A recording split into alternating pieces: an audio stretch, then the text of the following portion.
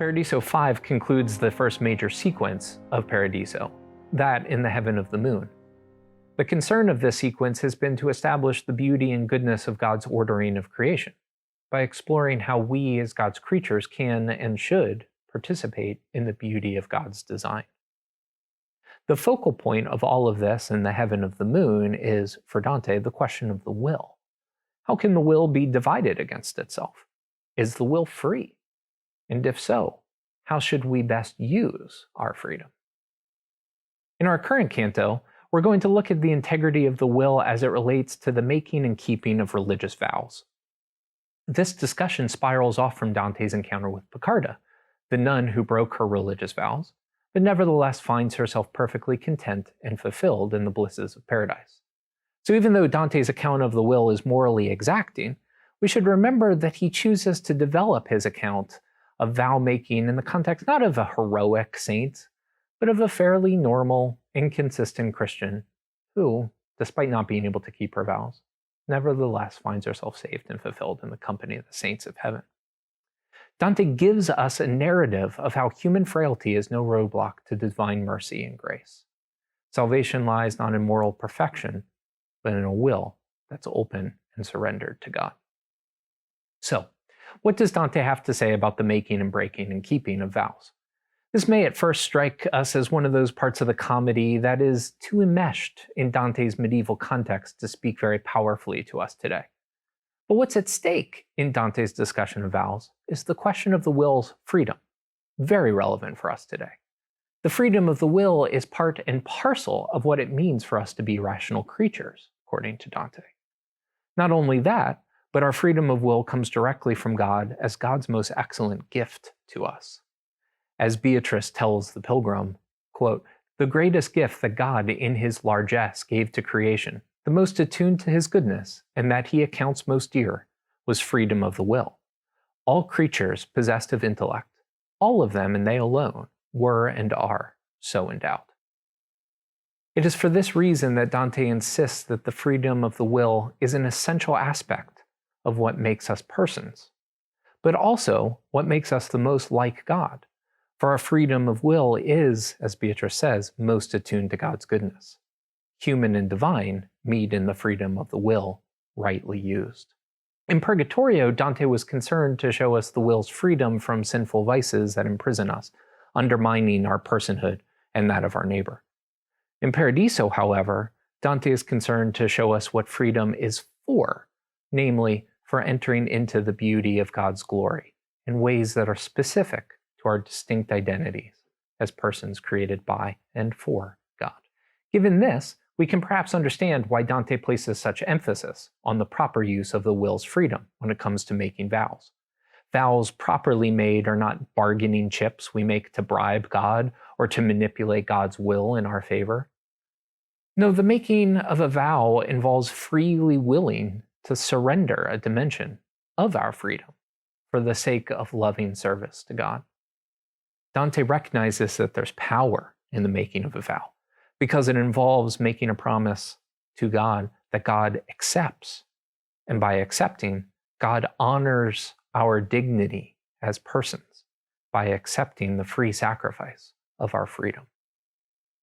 Dante warns Christians that they should not make vows flippantly or without consideration of what it may cost them to honor the promises they have made. And so Dante has Beatrice speak directly to us as readers. "Be more grave, Christians, in your endeavors. Do not resemble feathers in the wind, nor think that any sort of water has the power to wash you clean. You have the Testaments, both new and old, and the shepherd of the church to guide you. Let these suffice for your salvation." In other words, salvation is not part of a heavenly exchange economy in which vows are the necessary prerequisite. Because they are not necessary for salvation, and because of the power associated with them, Christians should not make vows out of a sense of obligation, or superstition, or self-interested motivation, but as, in Robin Kirkpatrick's language, the, quote, supreme act of freedom in which they share their vows in the economy of divine generosity. Christian vow-making shares in God's own character as the giver of gifts. And we use the gift of free will to give back to God. We can see why someone might want to take on vows. What happens, though, when someone takes on a vow that they cannot keep? Or when our desire to share in the beauty of God's generosity outstrips our ability to fulfill what we've promised? Dante's answer to this is both demanding and merciful. Dante says that a vow is a consensual contract between God and the human person, and once established, the vow cannot be broken. But Dante goes on to distinguish between two aspects of a vow, that which is promised, and the pact itself. The pact is the free sacrifice of freedom. This is what can never be erased. Once we've given God our freedom, we can't walk it back. A vow is not made with crossed fingers and toes. But what is promised may be substituted, as long as the substitution is proportionally more rigorous than the initial promise. This is what turns the two keys referenced in line 57, the keys of heavenly justice and of heavenly mercy. And so we have here a scene where the interplay of justice and mercy leads not to the condemnation, but to the salvation and the perfection of the human person. What's striking about this discussion of the nature of the will's freedom and the morality of making vows is that it is bookended by two scenes of the exuberant intellectual celebration of heavenly love. The canto opens with Dante blinded by Beatrice's beauty, which, quote, flames with the heat of love, end quote. Here one recalls, by way of contrast, the passionate love of Francesca and Paolo in Inferno 5. The canto ends with Dante surrounded by the souls of the next heaven, Mercury, who are, quote, on fire with the light that fills all heaven, end quote. They celebrate Dante's presence among them as the one who will increase their loves. Framing the technical discussion on vows and the will with these celebratory outbursts of love is a discerning move on Dante's part. For Dante, love is the activity of the will, and love is rightly ordered when the will wills in conformity with the highest good, which of course is God.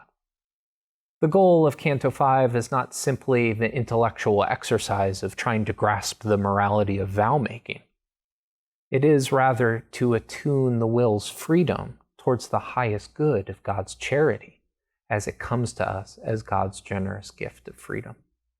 Dante increases the loves of the souls in Mercury not simply because he understands concepts and doctrines more accurately, but because he has been attuned more perfectly to the music of the heavens, the great hymn of love to the Father of lights, from whom every good and perfect gift proceeds.